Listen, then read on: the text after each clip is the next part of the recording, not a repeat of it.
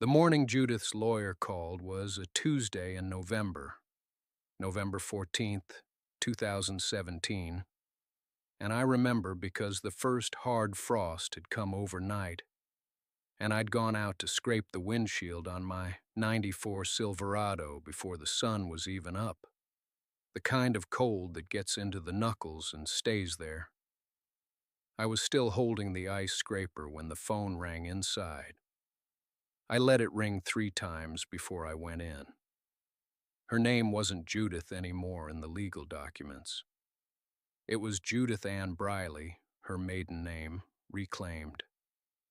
31 years of marriage, and she'd already gone back to what she was before I existed. The lawyer's voice was smooth, the kind of voice that costs $400 an hour, and he spoke to me like I was a minor inconvenience in a scheduling conflict. The house was the first item on his list. The house, the savings account, what was left of it, and half of my VA disability payment, which he referred to as structured income. I wrote it all down on the back of an envelope. Old habit. I was 62 years old.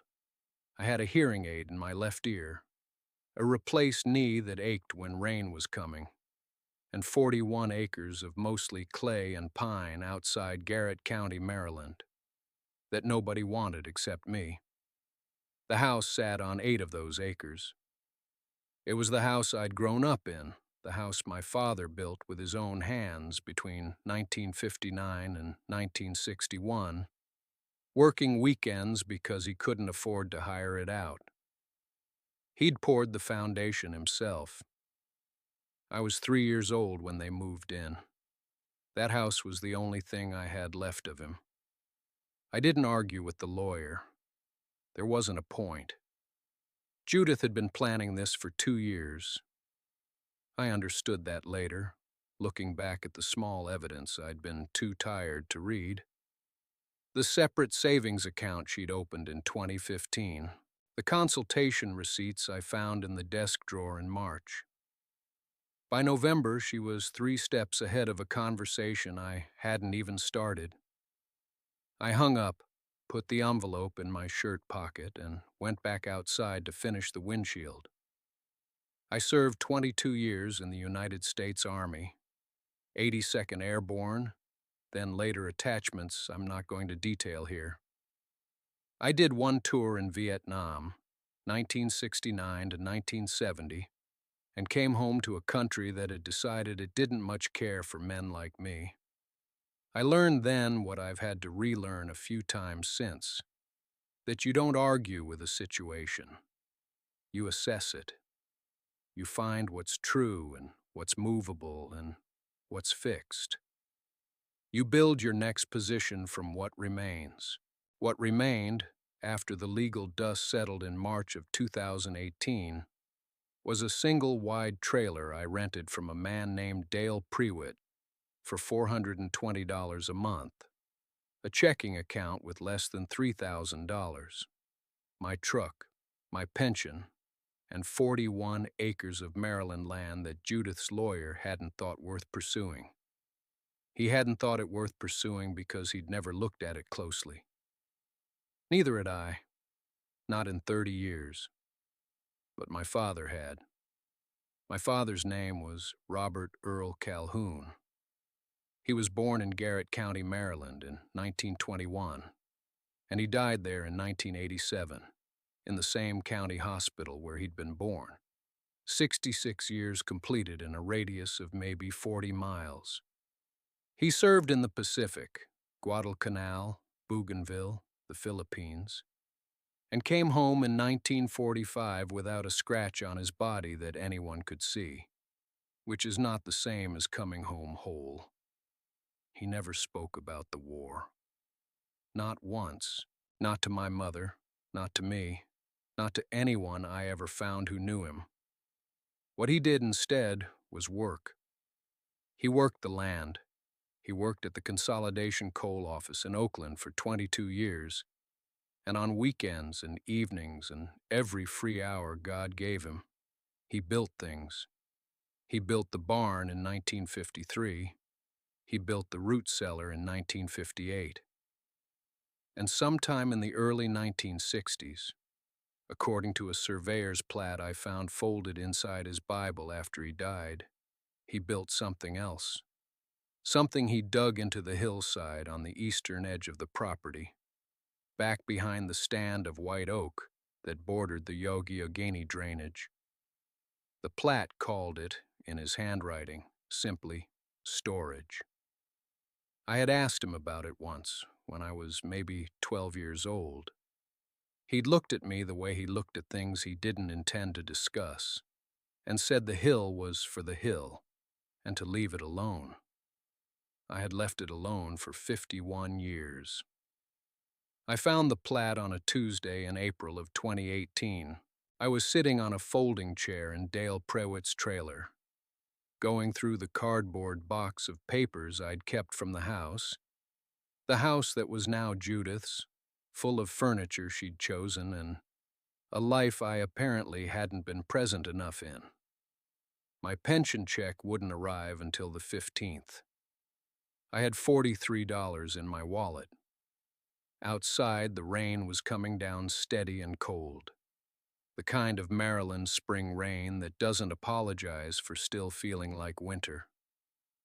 I'd been through that box a dozen times over the years. It held my discharge papers, my medals in a small velvet case, 2 photographs of my fire team from Kuchai, a letter from Sergeant Delmore Briggs dated October 1971 that I still hadn't figured out how to answer, and my father's Bible, a water-stained King James with his name stamped in gold on the cover. The gold mostly gone now. I'd kept the Bible because it was his. I'd never read it. But that Tuesday, with the rain against the single-pane window, and nowhere to be, and no particular reason not to, I opened it. The plat was folded into the back cover, tucked behind the concordance, precisely the way my father folded everything. Once lengthwise, then twice across, tight at the edges, no wasted space. I smoothed it open on my knee. 41 acres drawn in pencil, the property lines faint but still legible.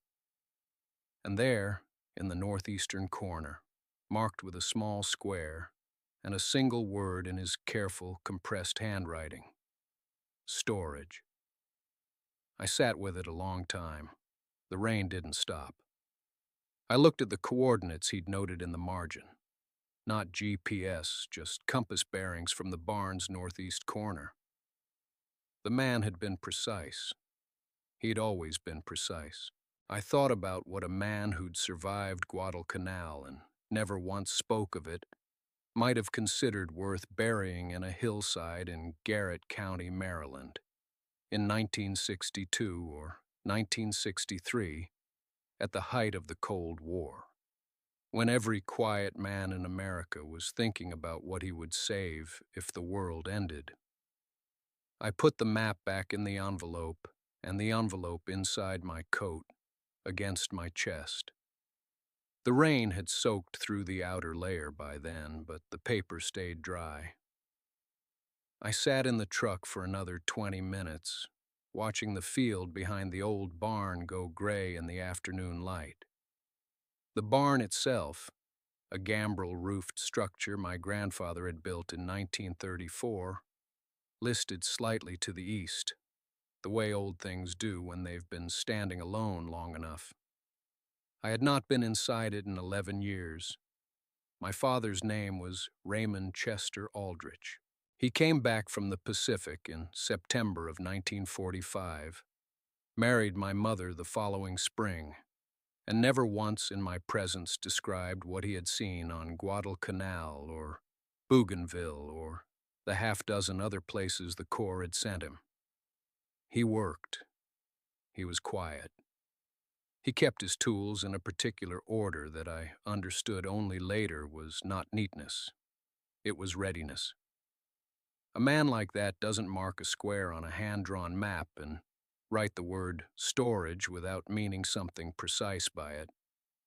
I drove the truck up the fence line as close as the ground would allow, which wasn't close enough, and walked the rest in the rain. The northeast corner of the property was thick with second-growth cedar and a slope of loose shale that I remembered being steeper when I was a boy. It took me a while to find the bearing from the barn. I'd brought a compass, a Korean War surplus one that had been my father's that still worked, and I paced off the distance he'd noted in the margin. 62 feet, then 41 feet north-northeast. What I found was a door, not a door the way you'd see in a house. A steel plate, roughly 4 feet square, set into the hillside at a slight angle, flush with the earth and overgrown with 40-some years of root growth and moss. The hinges were on the right side. There was no handle, just a recessed pull, the kind you'd see on a naval hatch filled in with dirt. I cleared it with my hands. My fingers were cold, and the ground was wet, and I worked slowly, the way he had taught me to work. The plate had not rusted shut. I don't know how that was possible, except that my father had chosen his materials the way he chose everything else, with the assumption that nobody was coming back to check on it for a long time, and it needed to last. It took both hands and most of my weight. The hinges moved. There was a sound like a pressure seal releasing, a low exhale, almost organic. And then the door swung open onto darkness and cold air, and the smell of something I recognized without being able to name immediately. I stood there at the threshold, 63 years old, soaking wet, half a mile from a house that a judge in Cumberland had just awarded to a woman who told the courtroom I had nothing left to offer anyone. I reached into my coat pocket and found the flashlight. The flashlight was a Maglite, black aluminum, the kind that takes 2 D batteries and throws a beam you can read by at 30 feet. I'd bought it at a hardware store in Hagerstown sometime in the early 90s, and it had lived in the breast pocket of that coat ever since, which tells you something about how long I'd been wearing that coat. I clicked it on and pointed it down. Concrete steps. 8 of them, maybe 10. The walls were poured concrete as well, smooth, and I could see where my father had painted them with something gray.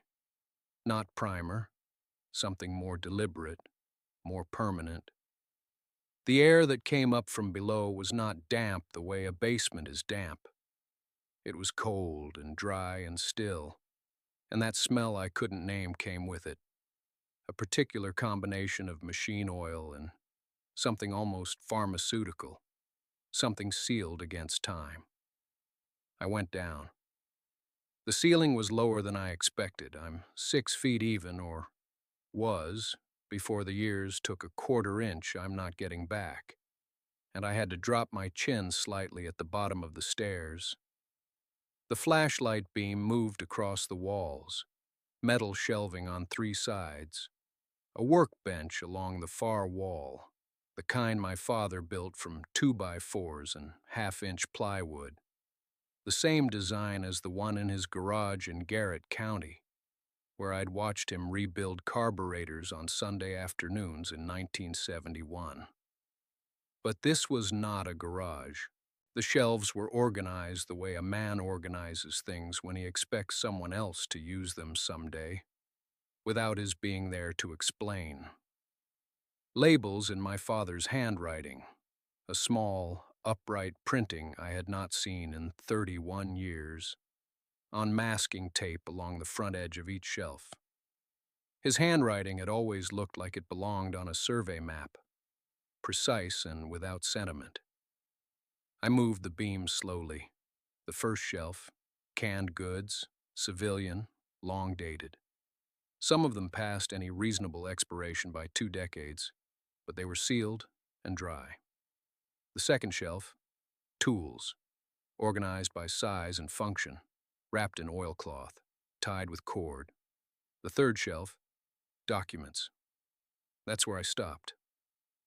There were 3 metal boxes on the third shelf. Each one was the size of a shoebox, olive drab, the kind the Army used for personal effects and field records, sealed with a latch and a small padlock. I recognized the padlocks. They were the same brand as the plate outside. Sargent and Greenleaf, government contract, a lock my father had trusted since Korea.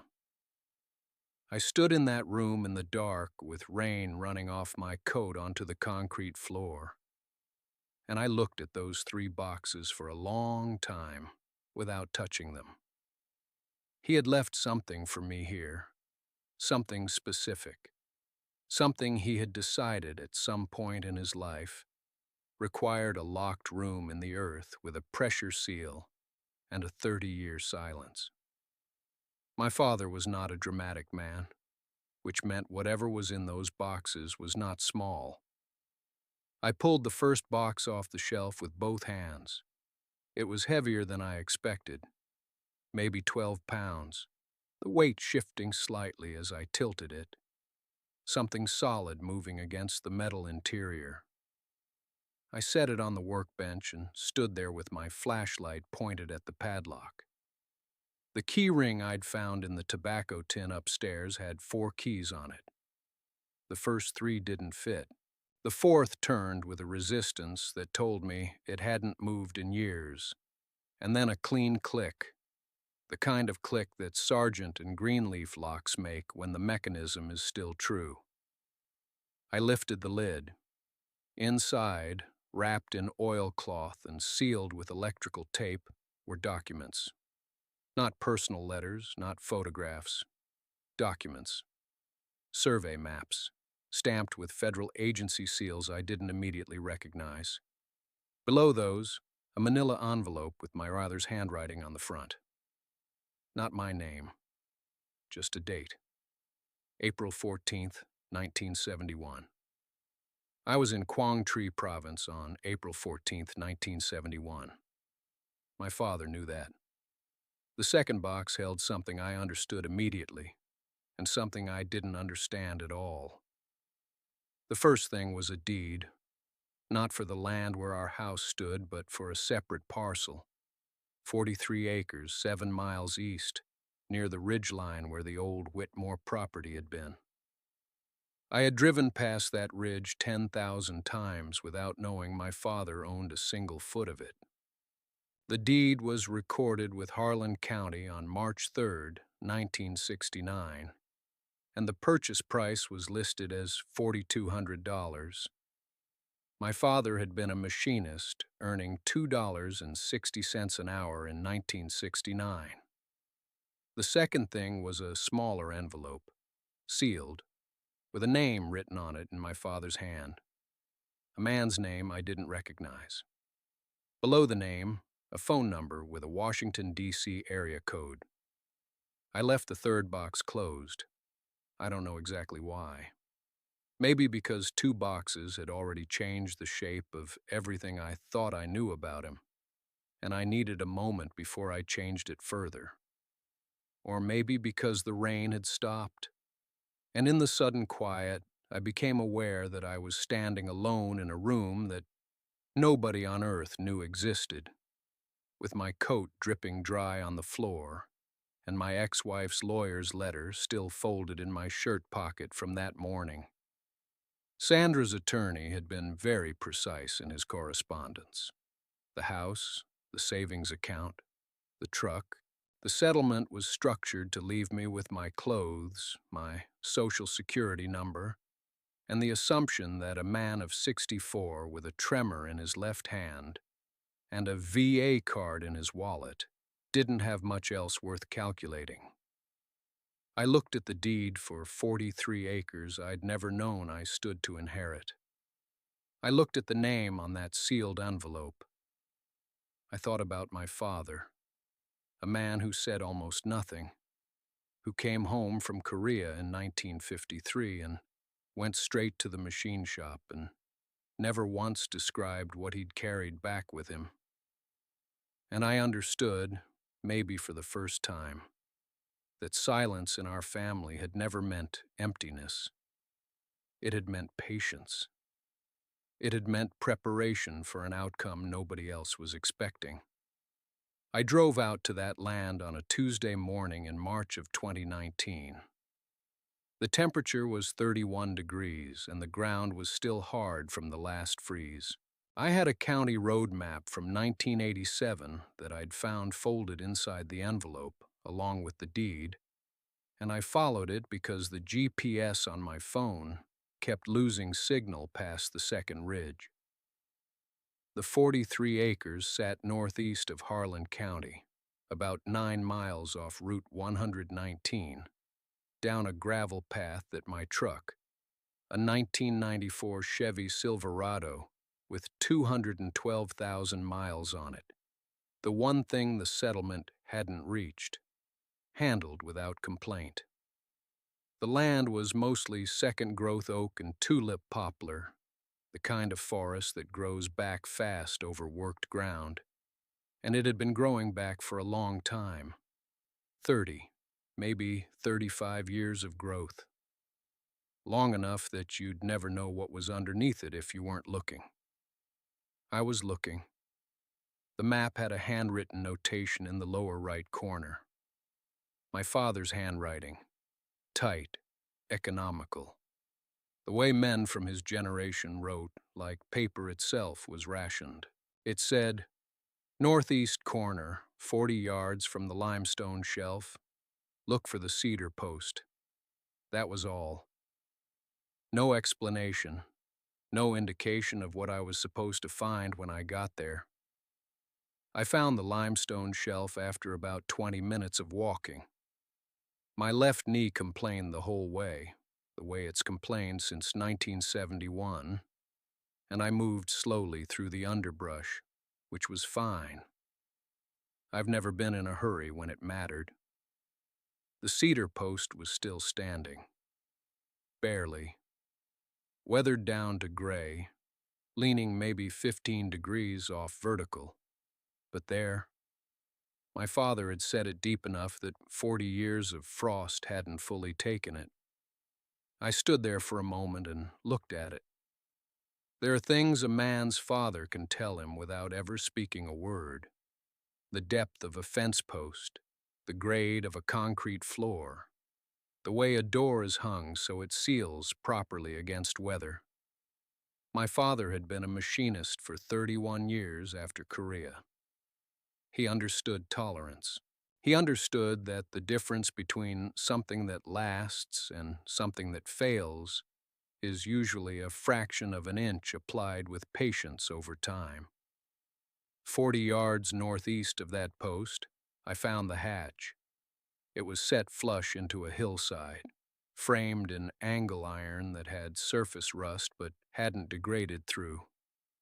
Whoever had welded it, and I knew, looking at the bead, that it had been my father, because I'd watched him weld in the shop when I was 12 years old, and his technique was unmistakable. Had used steel thick enough that it didn't flex when I pressed my boot against it. The vegetation had grown over the edges, but hadn't compromised the seal. There was a lock, a heavy brass padlock, green with age, the kind of industrial hardware you could still find at a farm supply store in 1974, but not easily in 2019. I reached into my coat pocket and took out the key that had been taped to the back of the deed. It turned on the first try.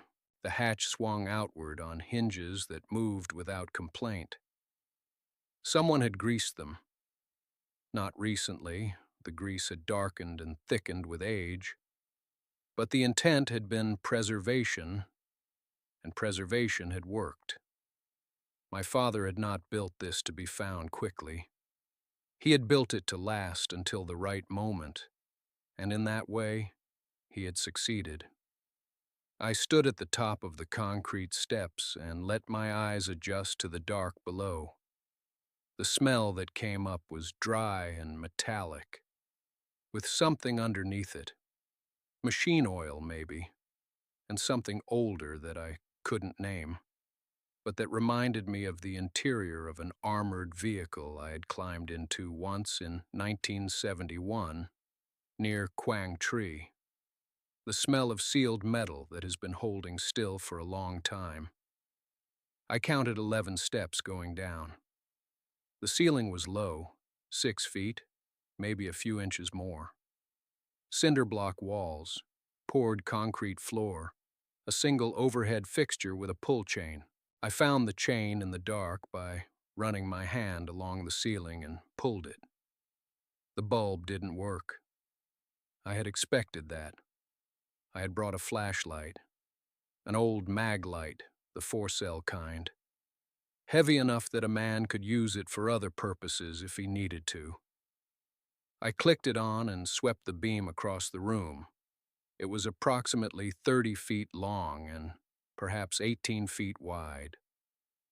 Along the left wall, metal shelving, the institutional kind, welded angle iron with wooden planks, the same construction I had seen in military supply depots. The shelves held cans, dozens of them. No sick surplus, some military issue. The labels faded, but the seams intact. Enough food, I estimated, for one man to last 18 months, maybe more. Along the right wall, a workbench. Tools organized with the precision of someone who had spent years in the service and never quite let go of that discipline. A vise bolted to the near end. Chisels, files, a handsaw, a hand drill. Nothing electric, and on a pegboard above the bench, hanging on numbered hooks, things I didn't recognize at first. Rolled documents in cardboard tubes. A ledger, dark green, with the kind of spine you only saw on accounting books from the mid-20th century.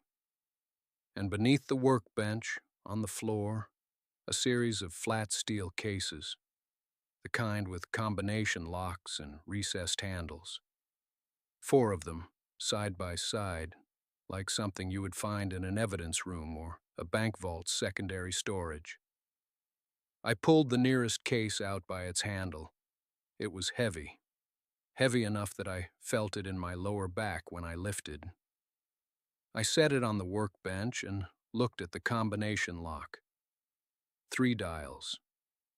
I stood there in the flashlight beam for a long moment, and then I thought about my father, about the things he had never been random about, and I turned the dials to the year he and my mother were married.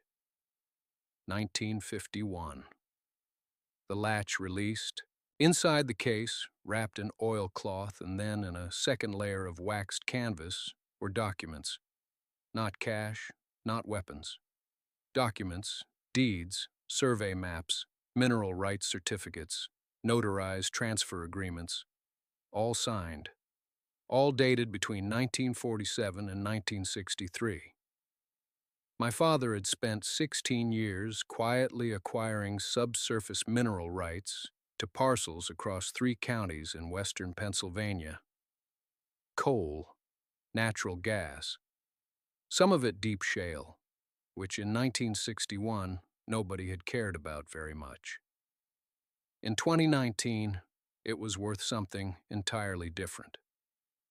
The other 3 cases held more of the same, plus correspondence with 2 law firms in Pittsburgh, a sealed letter addressed to me by name, and a small cloth bag containing my grandfather's pocket watch, and 14 gold coins that a numismatist in Harrisburg later told me were worth just over $60,000 on their own. I sat on that cold concrete floor for a long time. The sealed letter was 3 pages in my father's handwriting. He had written it in 1987 when I was overseas and he was sick and didn't know yet that he would recover. He explained the mineral rights.